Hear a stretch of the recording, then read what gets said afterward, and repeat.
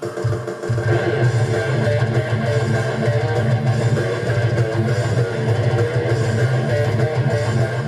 from the studios of J Wolf Productions, Metal Maniacs around the globe unites. Prepare for Metal Mayhem ROC. This is a show where you, a metal musician, a metal maniac, or a new fan of the genre, can be interactive and participate in our show. Now welcome our hosts, John the Vernomatic Verno and Metal Forever Mark. Thank you, John. Appreciate that, and welcome to episode 3. I'm John the Vernomatic Verno, along with my partner, Metal Mark, and as always, we're here to tell you everything about metal. Who's on tour, who's broken up, who's releasing stuff. But before we get into that, let's cover some of the business, where you can find us. The website, metalforever.com. There you'll find a link to the podcast version of metalmayhemroc.com. On Facebook, Metal Forever, that's the mothership, metalforever.com. Or no, the Facebook is Metal Forever, and we have a new group for Metal Mayhem ROC. It's a group page. And on Twitter, you can find us at Metal Forever 4. Without any further ado, my partner, Metal Mark. Hey, John. Thanks, the Vernomatic. John, the Vernomatic Verno. Let's get that one straight. So here we are, episode 3. We're really excited. A lot of stuff going on, as what the Vernomatic just said. We got really crazy stuff coming up, really. So first of all, tonight we're going to cover a special show announcement that we made earlier this week, along with an interview that we're excited about. There's a local band coming to town to Rochester, New York next week, and we also get to interview one of the band members for that show. We'll cover that in a minute. A bunch more shows coming up and down the Thruway. We want to touch on them. We also, huge festival outside of town, the M3 Rock Festival, so we're gonna cover that a little bit. We got our first segment called The Great Metal Debate around hair metal, coinciding with M3 upcoming. And of course, we're going to talk a little bit about some of these bands, if they still got it or not. And last but not least, before we end the show tonight, we're going to talk about just a little homework from the first 2 episodes and a little fact-checking. We might have messed a few things up. It is a heavy metal show after all. So, here we go. Let's go. So, number 1 here, John, we had a big show announcement this week. You want to talk about what that was and what's going on? Yeah, it's exciting shit. I don't know if you can hear the audio playing in the background, but we're bringing in the band Last in Line. Last in Line is the recording band, the guys that wrote and performed the first 3 Dio albums with the late Ronnie James Dio. Vivian Campbell on guitar, Vinny Appice on drums, Phil Soussan, who didn't record the material, but he's taken the spot of the late Jimmy Bain, who passed away a few years ago, and they have a singer that's doing the vocals in place of Ronnie James Dio. Well, we're bringing them to the Montage on Thursday, May 16th. A couple local support bands, Adrenaline and Nasty Trice, are going to be opening the show. Tickets on sale at metalforever.com, and I think there's a discount code if you get in them next week. And it just so happens to be the anniversary observance of Ronnie James Dio's death. So in 2010, it's been 9 years since Ronnie passed away from cancer. So we got the Last in Line announcement, and... Oh, and by the way, in regards to Last in Line, the great news is that we're going to get them to town a day early. They're coming in. So the show's on a Thursday, May 16th, Montage Music Hall. Mm-hmm. Wednesday night, they're coming to town a day early so they can come to our studios in Ontario, New York, and we're going to get a chance to talk to the band live as part of our live stream. Live podcast episode. You know, we're in the infant stages of this podcast, so we're ironing things out, but our goal here is to have a totally interactive relationship with you folks. Live Facebook, call-ins, eventually live remote podcasts. Hey, this is your show as much as it's our podcast. So we're just here screwing around. We're the ones that happen to be talking. So the Overkill, or the Last in Line week is in 2 weeks, the show. And there's a lot. They're going to be on local TV and they're also playing this Sunday down in Buffalo, which again 90 minutes away. And some could argue, maybe Buffalo fans may come here and vice versa. Go check out both shows. But Vernomatic and I may get in the cars and head down to Thruway and check that show out. So maybe we'll give a quick little sound bites. Maybe we'll be able to do a quick update from that show and possibly give a little review of that show. So stay tuned to some more Last in Line. And we're going to do some ticket drops and some other cool things next 2 weeks leading in. So stay tuned for more Last in Line updates. It should be really cool. Let's see, the next 3 weeks, there's a lot of stuff going on. Next Thursday night down at Anthology, Overkill's coming to town. Their Wings of War tour with Death Angel is opening up the show with another local support band. We're going to be doing an interview with Bobby Blitz the day of the show, and hopefully, any chance we're going to have that on Facebook Live? Yeah, we could. Yeah, most definitely. Yeah, let's do that. Yeah, we'll do that. We'll Facebook Live the Bobby Blitz interview. That'll be cool. I got to do some more homework there so I can figure out some things to talk about, but I know, John, you go way back with Overkill, so... yeah, back to the 80s, back to the beginning. And we're going to be touching on, they're going to be in a segment we're doing later in the show. So there's a little tease on that. Also, we got going on is some Thruway shows on the same weekend. We got Judas Priest playing down in Albany for 2 nights.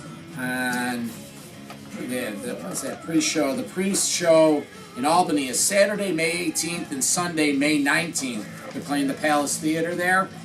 Whitesnake is doing a casino tour. They're at Turning Stone on the 17th and Seneca, Niagara on the 18th.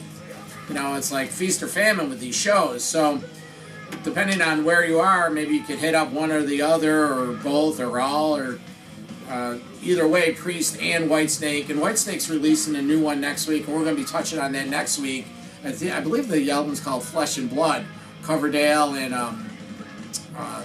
the band, they just released something. So they just started a tour, so we'll be touching on that. What else we got going on? Well, this weekend also is the M3 Festival coming up, and we've got our Rochester correspondent, small town rocker, Taylor Murphy. Shout out to Taylor. She's helped us with the Dockin shows when they came through town, and she's heading down there. Pamela, who was also Team Metal Forever when Dockin was here, helping us show run and do all kinds of cool stuff for the band. Look, that's a festival that I'm a little torn because I know we got Last in Line, and it'd be good to go there and interview the band. And do some show promo, but at the same time, that's just a cool festival, man. 3 days, 3 nights, 2 stages. It's like a big spread out open lawn. Who's on the? Oh, on M3 Festival? Yeah, there's I mean, there's just a lot of. There's a ton of bands that are. Let's see if we can get that up here real quick. But what I was gonna say is, but what's also really cool about M3 for those of you that have never been, is just the whole vibe. That whole weekend's awesome because there's a couple hotels that are really close to the venue. There's a bunch of sports bars. So like after the shows and before the shows each day, you go to the bars and literally all the bands are hanging out. They're at the bar. They're hanging out at tables. Eddie Trunk's there hanging out. You know, I got a chance to hang out with him last time I went. How many times have you been? Probably 4 or 5 at least. Okay. And I would also say, and we're going to talk about this a little bit later before we wrap the show, is, you know, some of these bands still got it. But there's always a sleeper band for me. So there's some bands I want to go see when I go to M3, but then every once in a while there'll be a sleeper band. So for example, one year I went, Tom Kiefer's band played on the backstage, which is really cool. It's down in the woods. Yeah. And that was awesome. Like I didn't know what to expect about that set, but he played some really cool classic, Cinderella stuff, and I just thought, they were the sleeper of that show. Then one year I went, Night Ranger was the sleeper band. Again, I went to go see a whole bunch of metal shows. Jack Blades, Night Ranger? Was Jack Blades? Yeah, it was original guys, man. I don't know, at least the two main guys. I don't know about the whole band. Yeah. But the main drummer who sings and Jack Blades, the guitar player, was there. Like, it was. They were great, man. They just they ripped their set. So. Anyway, I'm still torn because I'd love to go to that show, but I know we got some other folks going. But I think, anyway, well that'll be great. So who's on we're staring at this. Looks like it was going to be a original Dockin lineup. 2 days ago, George Lynch had to pull out because of an illness. Looks like Whitesnake. They're on their tour there. Autograph, Band Tango, Enough's Enough, Black and Blue, Extreme, who has some new material coming out soon. Danger Danger, Firehouse, Kingdom Come, Kicks, LA Guns. Yeah. Oh, the other thing that's cool about this show is Friday night, they've been doing it for years since they started M3. Kix being a local band from Baltimore, and technically it's pretty much Columbia, Maryland, so 30 minutes outside of Baltimore. They always close the show on Friday night. Oh. And it's just kind of a cool, it's the first night of this 3-night festival. Kix closes the night. It's all Baltimore, hometown guys. And they always put on a fun, cool show. I'm not the biggest Kix fan of all time, but they got a lot of energy. Yeah, shit. If the weather lines up nice, sounds like a good time. It could be worth a drive, absolutely. So anyway, but we got some people from Rochester going, so we'll get the updates from them 3 no matter what. Which takes us to our little segment we wanted to go through tonight. Oh, well, why don't you run with it? All right, so one of our show segments that we haven't done yet, it's only episode 3, but is called The Great Metal Debate. And this actually ties into M3, but it also ties into the fact that Hair Nation on Sirius XM Radio happened to be working out one day, listening to the show, and they had a top 10 Hair Nation guitarists. Oh, okay. So, number one, we want to talk a little bit about this top 10 list, which, again, me personally, I got some issue with. And I know there was a lot of issue on social media. But then it also leads into what is identified as hair metal, per se. And then for me personally, I hate the fact that there's a Hair Nation channel on Sirius XM Radio. I also hate the term hair metal because I think it's a disservice and just kind of cheapens what the musicians are, and I think it also is an insult almost in many ways. But before we talk about that part of the great metal debate, let's just talk about this top 10 list. And I'll read them down, and then John, you comment first, and I'm going to comment. And again, we didn't create this list. This was on Sirius XM Hair Nation. Coming in at number 10 was Warren D. Martini. 9, Richie Zambora. 8, CeCe DeVille. 7, Phil Collin. 6, Jason Becker, who I don't really know him now that well. Nuno Betancourt from Extreme was number 6. Steve Vai. Whitesnake, David Lee Roth, 5. Nick Mars, number 4. George Lynch came in at 3 from Dawkins. Slash, Guns N' Roses. And Randy Rhoads, number 1. Ozzy Quiet Riot. John, leading this list, what is your comment and opinion? Okay. Great metal debate, here we go. Okay, well, first of all, Randy Rhoads shouldn't be on this. It's not beer, but it should be for this segment, but here we go. Randy Rhoads shouldn't be on this list because outside of, I would say, Steve Vai, no one can touch Randy Rhoads. He shouldn't be on this list. He shouldn't be associated with hair metal. Well, if you're going to do that, then where's Eddie Van Halen? No, I'm saying Randy Rhoads shouldn't be on this list. No, I get it, but if Randy Rhoads is on this list and if he's not hair metal, then where's Eddie Van Halen, for example, in that same context, right? Yeah. This list... Yeah, there's a lot of issue with this. Yeah, I don't know where to go with this list. It's not positive. I don't... it's kind of all over the place. Yeah, Steve Vai's fantastic, and he's the farthest thing from hair metal. Right. I mean, when he came with David Lee Roth, was he on Skyscraper? He was on Skyscraper. Yeah, he did the first 2 Roths, Eat 'em and Smile, Skyscraper. But that's not really hair metal. That's almost that was heavy rock, but it was almost like crazy guitar rock. I don't know how you just... Yeah, then look, the other one that I thought is kind of missing from this list. I'll mention Vito Bratta from White Line, and this goes into why I think hair metal is an insult to the bands. White Line gets lumped into hair metal, right? I know people know Wait, and When the Children Cry, and those are the cheesy songs, I guess, that they're known for, their ballad, whatever. But to me, Vito Bratta is one of the greatest metal. I think he's a great metal guitarist. I mean, I love a lot of their albums. His riffs are really I try to play guitar. I'm not good. I can never ever play Vito Bratta guitar. It's just not going to happen. Vito was fantastic. So where is he on here? And I'm sure there's a lot of other. And then also I don't really Jason Becker. I'm not. Jason Becker, he actually has that Lou Gehrig's disease right now. Oh, does he? He's in a wheelchair. He was excellent. It was with Roth's Filthy Little Mouth release, and he got after they recorded the album, he came down with the ailment. He's still alive. Actually, Jason Becker, he did I believe it was him that did a new album through technology, where he uses his eyes to write music, and a lot of different guitarists have contributed to it. So that's something we may look into in the future. I think the real question here is, let's look at this top 10 list, and how many of these guys are really, quote, hair metal guitarists? Right. But, obviously CeCe DeVille, no argument there. CeCe. And many would argue Poison probably is the band that started hair metal, correct? I mean... Yeah. Because that really... hair metal really wasn't tossed around. Actually, I don't think it was ever really even tossed around back in the 80s, because it's just kind of what the look was. It kind of was the vibe. Like, so I think hair metal came out like probably way later than that. Like when it came out with Sirius XM radio. Well, that leads us to the great metal debate. We were going to go into the talking about the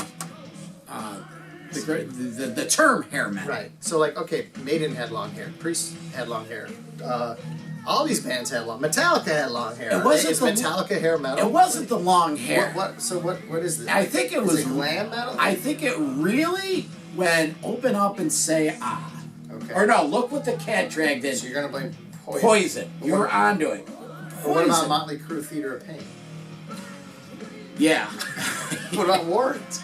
What about a lot of these bands? Well, Warrant was 85, Cherry 86. Pie? Come on. That was 85, 86, but wasn't is that hair metal? That's hair metal. Well, should it be called glam metal? I think what happened was that the term hair metal was conceived, and then they went back in time and labeled some of those bands hair metal because they may have had the big hair. But the Poison look, the Poison look was extreme. Now you're right, Theater of Pain was very extreme for Crue. They went from studs on Shout at the Devil to lipstick and purple scarves and yeah, this one's a tough one in many ways, but and again, it's interesting because, like, you know, then people are like, well, why does everybody have to classify metal? Why do you have to classify music? But it just seems to kind of follow heavy metal in general, where, you know, just classify the different types of metal within the genre. So, well, it's a trait, and there's branches, you know, right. Death metal, speed metal, thrash. But the term hair metal, I think, was rightfully labeled. I don't agree with it, but these bands were cookie cutter bands. They were, everyone had to have a ballad, and everyone had to have the look. And, you know, you blame the record companies because... I remember a band like Britney Fox, for example. Like, yeah. They come to mind. A lot of one-hit wonders, too, right? Yeah. I mean, would you say? Yeah, but Britney Fox had some fun tunes. Hey, I go on record as saying I have no problem with the hair metal's attitude. When you're writing songs about chicks and partying and having a good time, what's wrong with that? It was just the fact that it looked extreme. It looked... So on the flip side, though, even though that was kind of the look, and it was the party vibe, and it was the sing-along songs, right, the ballads, to me, but it also overshadowed some of the, like, just great songwriting. I mean, like, again, I guess I go back to a band like White Lion, where I think, if you kind of really dig deep into all their early releases, for example, I mean, there's just some great heavy songs and great riffs and great everything going on. So...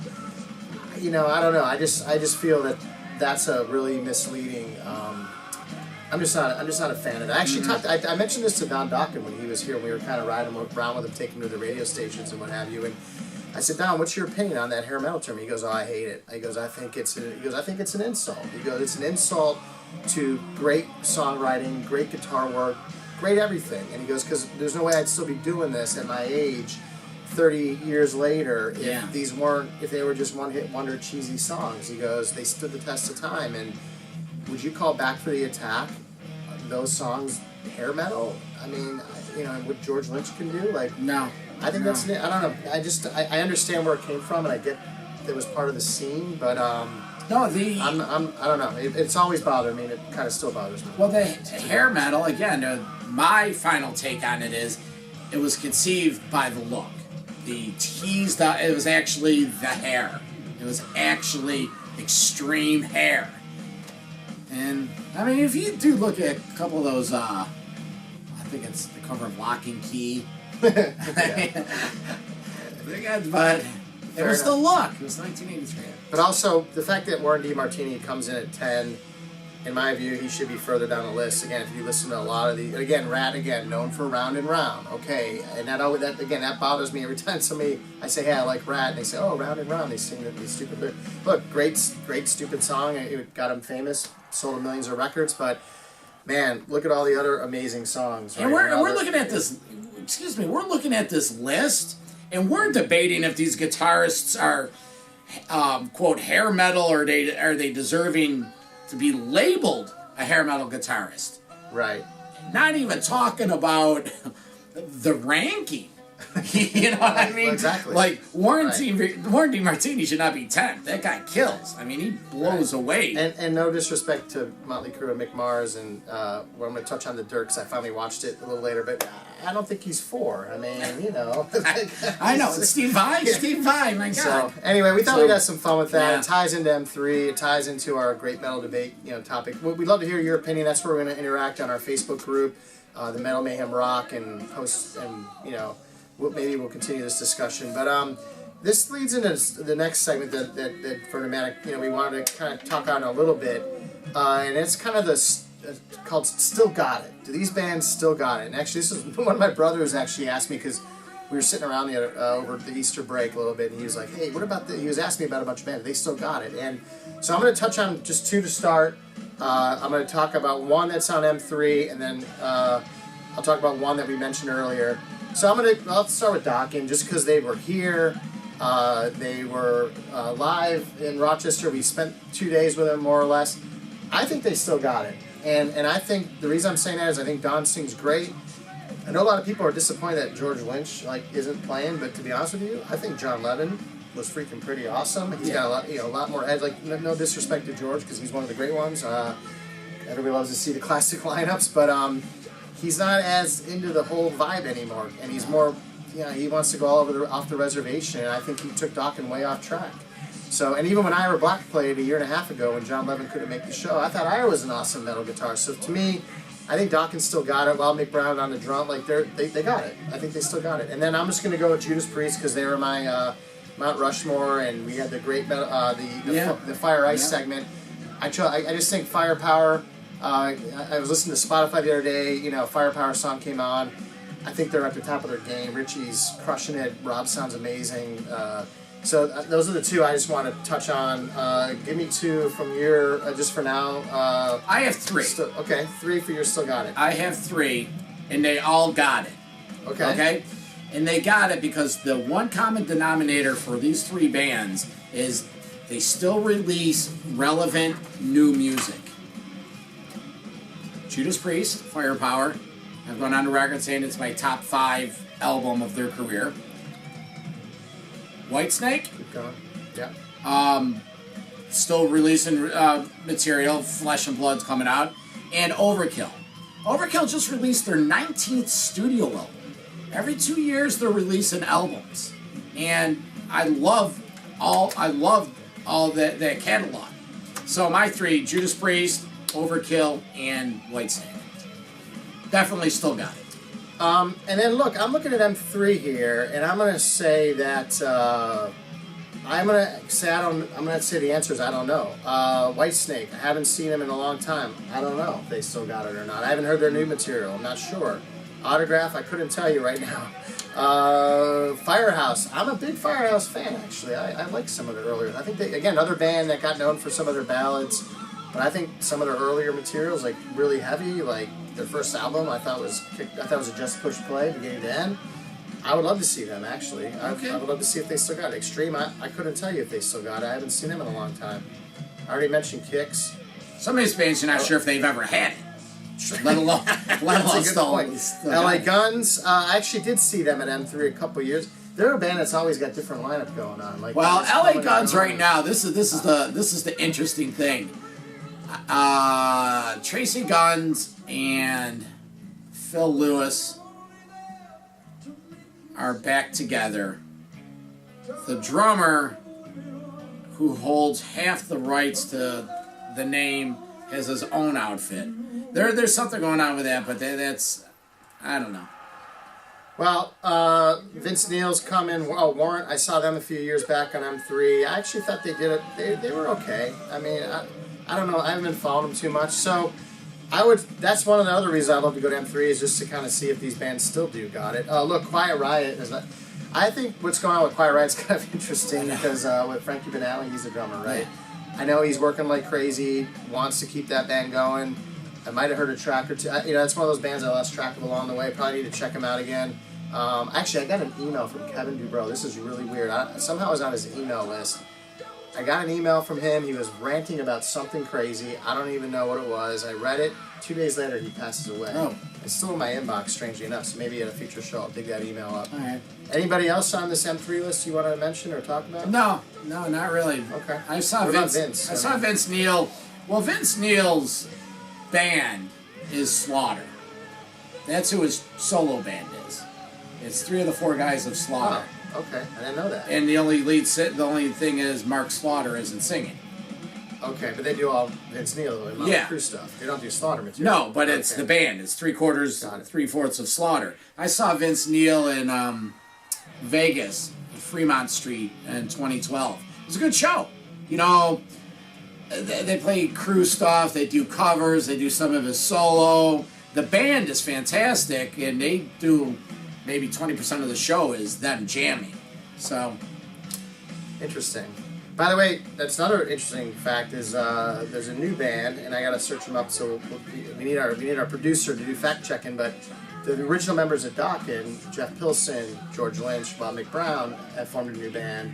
They were trying to get. They had mentioned they talked to Don about joining that band. He said no, because then that would be a Dokken reunion, and so they ended up with a different singer, and they're coming out with new material Yeah. soon too. But I don't know who the singer is. I don't know. It's just... We gotta fact check that one. So, all right. Well, hey man. So anyway, this hair metal, this genre, M3, the top 10 list. Look, that's all an interesting conversation, and I'm glad we had a chance to touch on it a little bit. Yeah, before we get too far down the line, Yeah. couple metal news. Today is the 6-year anniversary of the death of Jeff Hanneman of Slayer. For those not familiar with Jeff Hanneman, he wrote a lot of the Slayer stuff. He was the catalyst behind like all the classic stuff. The band hasn't been the same since he passed. Got bit by a recluse spider, developed an infection, wasn't able to play, but some say he was finally died because of alcoholism. He was a Jeff. I didn't know he got bit by a spider. Yeah, recluse spider. He lived on the West Coast. It's like a spider that's over in Arizona. Yeah, but I've seen that the bites like they literally start to invade your skin. And he so it was May 2nd, 2013. Jeff Hanneman died. That's just a little bit of metal news that I had for today. Today is also Lou Graham's birthday. Heard that on the way over here. So Rochester connection. Cool. All right, so let's go into a little what's called Metal Mayhem homework. And yes, there is homework for you and I, John, on this show, as much as everybody hates homework. But this is coming from episode 1 and 2. Like, I guess you can call it tying up some loose ends as well. But during the first 2 episodes, the video The Dirt came up.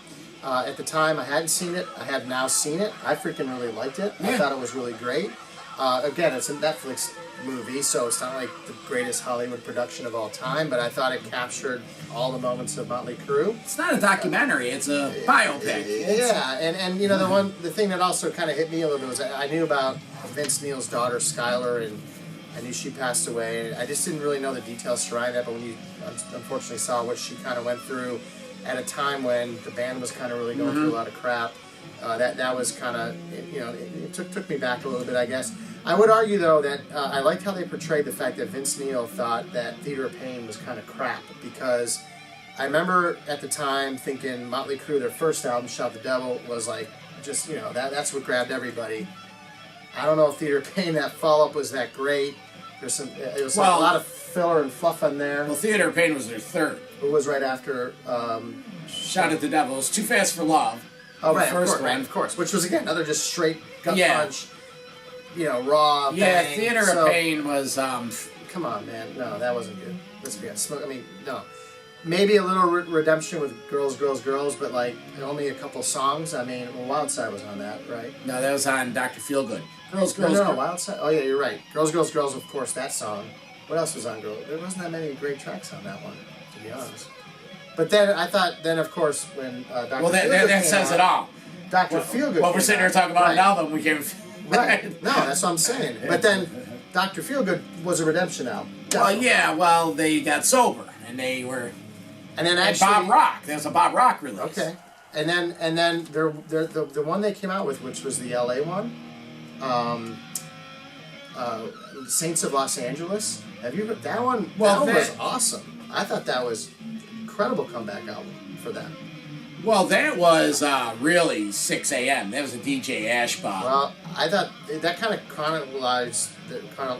They went chronological from their career in the way they recorded that album. But anyway, I thought that was great. So I like The Dirt a lot. I know you said you saw it 4 or 5 times. I would watch it again. A couple other things that I did show homework. Queensryche, The Verdict. I listened to it. Tyler Torrey sounds incredible. Like any metal release, you got to hear it 3 or 4 times before the songs kind of sink in. A little heavier than I thought. I liked it a little bit more than the release right before it. I'm going to spend more time with that one, but I thought it was pretty good, actually. I liked it. I was a little surprised, candidly, because they kind of lost me, but Tyler Torrey sounded great. Tesla Shock. I liked it, but I'm not in love with it. I'll probably listen to it here and there. I may give it another couple listens. There were 3 or 4 songs that stood out, like the title track, Shock, stood out.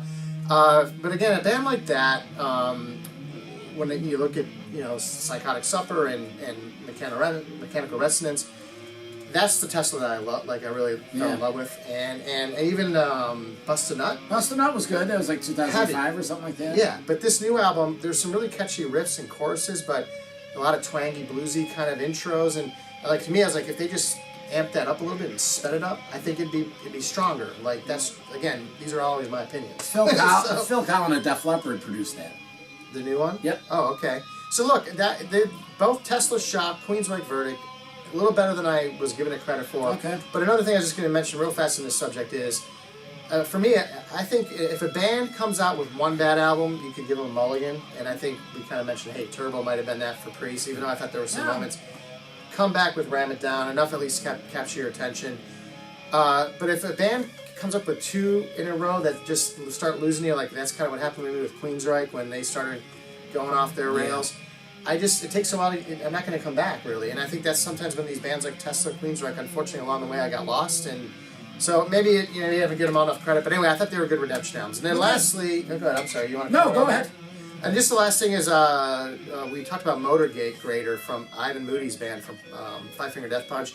Searched it up, listened to a song, thought it was cool. Not sure if it's completely all the way metal, but I got to give a little bit more there because I am a huge Five Finger Death Punch fan. So.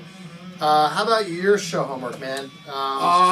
Touched on it in episode 2, I believe, but I've dug deeper into the Overkill Wings of War. Fantastic. It's just just a solid metal album. The band is just on top form. Blitz is singing his ass off. The guitarists are. I'm just loving it. I'm looking forward. They're playing 4 of the tracks in concert, so that's always a plus. Can I ask you a question about Overkill? Because again, they're one of those bands. It's almost like you know what you're getting. It's straight freaking metal. Yeah. Sometimes a lot of their stuff kind of sounds the same, but I'm sure if you listen to like any metal album, you listen to these albums enough, you're gonna pick up the nuances into something. Yeah. Like album to album to album, Overkill. Like, is there a lot of? Do they differentiate? Like Priest again. Every album's very unique in its own right. Well, fair question. Fair question. Just more the same. And again, I'm not detracting because I think it's awesome. No. And don't get me wrong, there's some great it's and I use the comparison to the AC/DC. You get what you get, but every 2 years they're releasing an album. Overkill is, and I'm going to discuss this with Blitz when we sit down with them. We'll tease for the interview, but it's what they're doing then. It's what they're feeling, because sometimes they have a revolving members of the band. And when a new guy comes in, a new feel comes in. It's been Blitz and Dee Verney all these years. But, they've had different guitarists that have come and gone. And different points of their lives. Like a band, you mentioned Tesla. They're not going to be able to write Mechanical Resonance in their late 40s, 50s. You can't write an album. The Judas Priest wrote Firepower in their 50s and 60s. Yeah, but... although they have Richie. Yeah, Richie. Sure. Right. So, Overkill wrote a shredding album in their 60s. Yeah, fucking Blitz, man. Okay. He's just, they're Jersey, man. There's a track. I was watching some video from the Cleveland show where we had Jade Alicia from here in Rochester and Pamela went, and I'm sorry, Jane Evo. You're right. Yeah, Heads up, Jane. They were Facebook Live, and I was like, oh man, that was fucking sick. Wasn't it metal? I was metal. Like, it's just so metal. It was. I can't wait to meet this girl. But they open up with Last Man Standing, the opening track of The Wings of War, and it's just yes. And one other thing too is, and we talked about this last time. The cool thing with metal is like, and again, like with Spotify and some of these online, like I'm trying to listen to the new album. I don't have premium yet, which I'm a loser, I know. But this song "End of the Line" came on as I was working out the other day, and I was like, "Holy crap! Yeah. I never heard this song before, man." So I gotta. I know there's a backlog of Overkill. I gotta go check it out. Yeah, you know that song. Yeah. Oh my god. Yeah. Kidding me? I fucking love it. I know. I go to the gym and I listen to it. But I was like, are you kidding me? So anyway, I didn't so the Overkill. So you did your homework. Yeah, I give it an 8. You know, what about, it is. What about Nina Strauss? I've been jamming that. It's instrumental. Good, I love it. It's good. It's good. It's fun. It's fresh. It's a different angle. She's gonna be playing the montage on June 9th. Sunday night. But it's her first solo release, and it's just fresh. If you like instrumentals and you like shredding guitar, I recommend it. I did give you another homework assignment. Check out Primal Fear. I don't know if you've. No, I didn't get to it yet. I've been listening to that Apocalypse CD, and actually there's a little mini DVD that came with it. So last weekend I was kind of bored and everybody was asleep, so I popped it in. It was cool, man. And again, Primal Fear is a lot like Overkill. Like you're gonna get what you're gonna get. You know what I mean? What else? Oh, we got. I want to do the ticket thing. I want to do that too. But before we get to our encore, we have a fun little game we play. We got a little show fact checking from last week. Okay, you're gonna call me honest. Yeah. You know, for the big defender of the faith over here, Priest had sort of got the order of the albums mixed up. Ram It Down was missed, though Ram It Down released entirely in the discography. Right, I went from Turbo to Painkiller. Yep. Miss Ram It. But I didn't miss Ram It Down. Quick on Priest. Scream of Vengeance, Defenders of the Faith, awesome album cover to songs. Then Turbo gets thrown in. Oof. And then, again, great moments on it. Then Ram It Down, which was a redemption because it was heavier. To me, Painkiller should have been the third in that series. Yeah. Right? Imagine if it was Screaming, Defenders, Painkiller. Put Turbo, and I don't know where you put them somewhere. Not that you would ever erase those albums, because again, there's great moments on both of them, and I jam every single one of them. But anyway, so the point ram is it down. you didn't even mention it. I know that's the problem. It is. And also the bigger boo boo was you said Turbo came out in during the grunge era when came out in '86. Right, and stupid Kurt Cobain, whatever that thing was. No disrespect. So there was Nirvana. He made a point of room metal of Turbo being a hiccup, right? And it was during the grunge era when it was 5, 6, maybe 7 years before the peak of grunge. But so I'm going to call you out on a fact check because again, you're a huge Maiden fan. And they're in your Mount Rushmore, but yet you didn't reference the new album correctly. You said it was called Tyranny of Souls, which is a Bruce Dickinson solo album. Book of Souls is the new Maiden album, which I honestly, there's a song called Speed of Light, which I guess is their video. I gotta listen to that album more too. I don't know I'm not sure. It's... And, go ahead, what were you gonna, and what was that? What was your other snafu here? Mixing up. Angel of Retribution. Yeah, Judas Priest, Angel of Retribution. But going into Maiden, real quick, I was checking out their discography, and I didn't know, so I thought it went from, here we go. I thought Matter of Life and Death came right before Book of Souls, but The Final Frontier was in there. Yeah. And that's actually was pretty good. This one, Matter of Life and Death, I'm not so sure about. That had a really long, a lot of long epic songs, like chugging long epic songs. Saw that show in Jersey. And they played the whole album. Yeah, that I loved it. I like Dance of Death. Oh yeah. Well, out of the Brave New World is the pinnacle of that was incredible. Bruce reunion. I'm sorry, I don't have stupid touch screen. All right, so that's how we were. Well, we had to call it out. Okay. Yeah. Okay. So, all right, quick ticket stump here, and we're getting out to the end of our show length here in the studio. Well, Mark, tell them what this is about. I'll tell them. Yeah. I pride myself in having a pretty good memory, and I associate shows, and I can. So basically, what we're doing here is I went on record saying you could pull out a ticket stub, and I could, within a day or two, either way of the date, name the date of the concert. So what Mark's going to do, he's going to say, what are you going to do? You're going to I'm just. you're going to give me the band and the opening band, yeah. So we're gonna and location. Yeah, and you got to try to get. I guess it'd be better if I tell you the show and the date, and you guess the tour, or what do you want? No, I'm going to say that the tour is the easy part. The date. I'm gonna give you the date and the band. You're going to give me the band, headline band, opening band, location, and I'll tell you the date. Wow, really?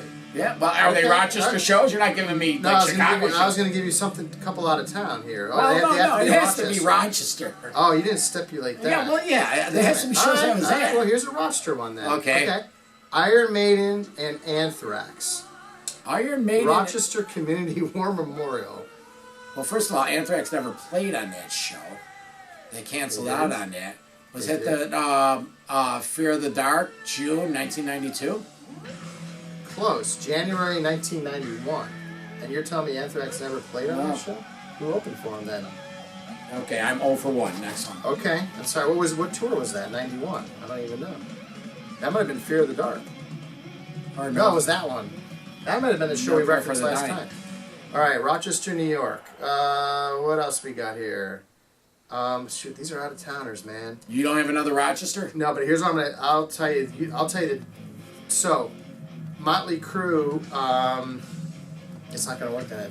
Well, I'll tell you the tour. What is it? Motley Crue. We'll do one more. Tell me the year of that. Nissan Pavilion. Motley Crue doesn't say the name of the tour. Oh, Maximum Rock Tour. So what album was that? Were they touring behind then? 2000. Right. This bit only works when it's Rochester. Right. But I do have to ask you this other question. What's that? What year was Sammy Hagar touring with David Lee Roth?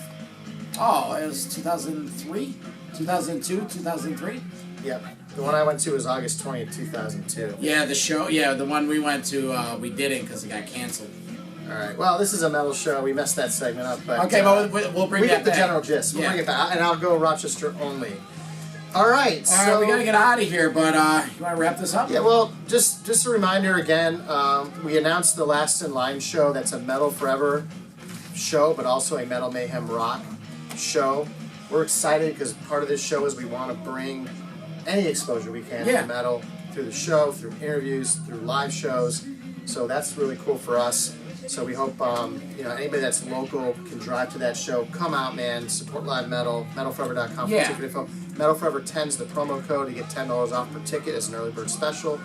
And we're excited for the next week or so, man. A lot of cool stuff coming on. And we're excited to get them in studio too. We'll be on twice next week. Yep.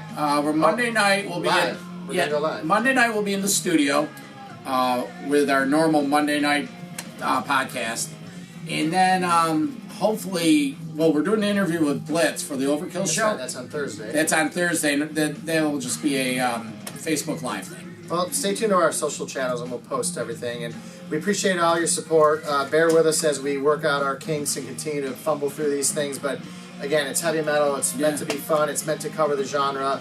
We're going to post stuff throughout the week and in between shows. Interact with us. Get in touch with us. We're going to take a call in soon. And we just appreciate you guys putting up with our ugly asses. Mark, why don't you tell them one more time where they could just find us?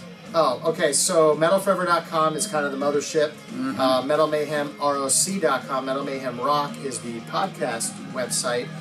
Facebook, Metal Forever. That's the Metal Forever Facebook page. We started Metal Mayhem Rock group page. And the idea of a group is a lot more interaction within a group versus just liking and sharing on a page. So that's pretty much where we're at. Oh, and at Metal Forever 4 is our Twitter handle. And we have a YouTube channel too, just Metal Forever. But there's links. MetalForever.com is where you'll find all the links to everything. Yeah. That's the mothership. So, all right, Metal Mayhem Rock episode 3. We're in the books. Yeah. Thanks again. All right. Peace. To the next time.